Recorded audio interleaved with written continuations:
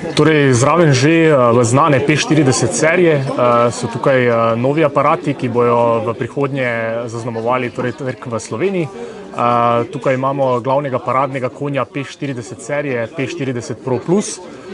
To bo nekako, če na ta način povem, da bo to šef P serije, torej glavni telefon, ki bo imel keramično ohišje, brezžično polnjenje, torej predvsem pa treba poudariti samo fotografijo pri fotoaparatu, torej sama fotografija, sam fotoaparat bo v bistvu zajemal še več svetlobe in na ta način bo v bistvu tudi v slabih svetlobnih pogojih fotografije še boljše.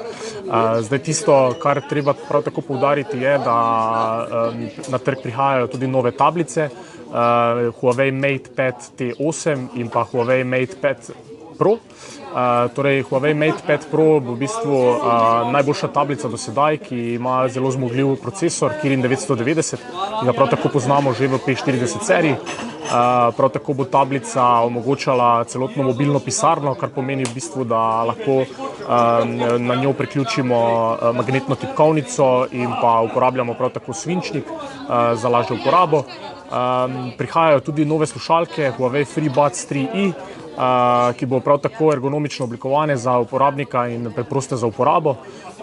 Tukaj pa je tudi nova ura Huawei Watch GT2e, ki ponuja še več športov, še boljšo športno funkcionalnost in tako naprej.